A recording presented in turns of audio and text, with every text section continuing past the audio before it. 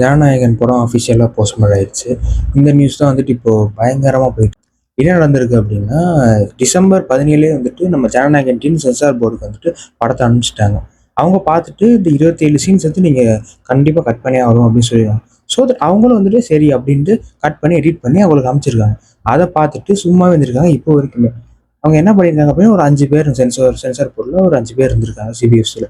அவங்க அந்த படத்தை பார்த்துட்டு அதில் ஒருத்தர் வந்துட்டு என்ன சொல்லியிருக்காருன்னா, இது ஒரு இந்தியாவில் இருக்க ஒரு ஃபோர்ஸ் வந்து ஒரு மாதிரி அசிங்கப்படுத்துகிற மாதிரி விஷயம் இருக்குது. அண்ட் அது மட்டும் இல்லாமல் சொசைட்டி ஒரு ரிலீஜியனை வந்து ரொம்ப ஒரு மாதிரி வல்கராக ஒரு ஹிட் பண்ண மாதிரி ஒரு விஷயம் இருக்குது அப்படின்னும் இந்த சென்சார் போர்டோட ஹெட்டுக்கு வந்துட்டு அவர் போய் சொல்லியிருக்காரு. அந்த ஹெட் என்ன பண்ணியிருக்காரு அப்படின்னா, சரி இதை பற்றி நம்ம ஏதாச்சும் நம்ம சர்டிஃபிகேட் கொடுக்க வேணாம், நம்ம கோர்ட்டில் போய் ட்ரை பண்ணலாம் அப்படின்னு அவங்க முடிவு பண்ணி இப்போ வரைக்குமே எதுவுமே பண்ணாமல் இருந்திருக்காங்க கொஞ்ச நாள் முன்னாடி வரைக்குமே. இப்போ நம்ம ஜனநாயகி என்ன பண்ணியிருக்காங்க அப்படின்னா, என்னடா இன்னும் வரைக்கும் சர்டிஃபிகேட் கொடுக்காம இருக்காங்க இல்லை என்ன அப்படின்னு கேட்டதுக்கு அவங்களும் சரியாக ரெஸ்பாண்ட் பண்ணலை. ஸோ அதனால் இங்கே என்ன பண்ணியிருக்காங்க, கோர்ட்டுக்கு போய் கேஸ் போட்டிருக்காங்க. ஸோ இப்போ ஆர்கியூமெண்ட் பண்ண என்ன ஆயிருக்கு அப்படின்னா, நம்ம ப்ரொடக்ஷன் டீம் வந்து எவ்வளவோ சொல்கிறாங்க, இந்த மாதிரி நாங்கள் எவ்வளவோ காசு போட்டுருக்கோம், 500 கோடிக்கு நான் படத்தில் இன்வெஸ்ட் பண்ணியிருக்கேன்.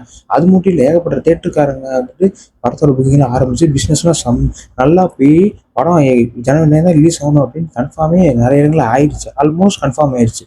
இப்போ போய் நீங்கள் இந்த மாதிரி பண்ணால் என்ன அர்த்தம் அப்படின்னு கேட்டதுக்கு, ஏன் 9 தான் நம்ம 10 பண்ணாமல் தான் அப்படின்லாம் கேட்டிருக்காங்க. ஐயோ 9 வந்துட்டு எல்லா இதுலேயும் இப்படிலாம் சொல்லியாச்சியா இல்லை அஃபிஷியலாக நிறைய விஷயம் நடந்துருச்சியா, இப்போ எப்படி மறுபடியும் போஸ்ட்போன் பண்ண முடியும் அப்படின்னு கேட்டிருக்காங்க. ஸோ வந்து பெருசாக இதுக்கு எதுவுமே ரெஸ்பாண்ட் இல்லாமல் என்ன சொல்லியிருக்காங்க அப்படின்னா, நான் நாளைக்கு தீர்ப்பு அப்படின்னு சொல்லியிருக்காங்க.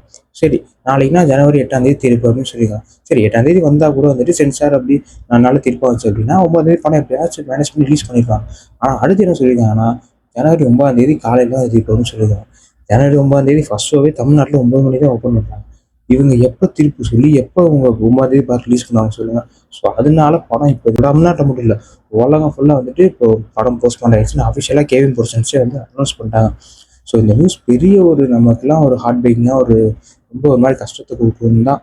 பட் வேறு வழி இல்லை, ஏற்றுக்கிட்டு தான். ஸோ இப்போதைக்கு படம் வந்து போஸ்ட் பண்ணேன். ஸோ நண்பாஸ் அண்ட் நண்பீஸ் யாருமே கவலைப்படாதீங்க, படம் சீக்கிரமாகவே வரும். அவங்க என்ன சொல்லியிருக்காங்க, என்ன சொல்லியிருக்காங்க அப்படின்னா, வெயிட் பண்ணுங்க, கூடிய சீக்கிரமாக நியூ ரிலீஸ் டேட்டை சொல்கிறோம் அப்படின்னு சொல்லியிருக்காங்க.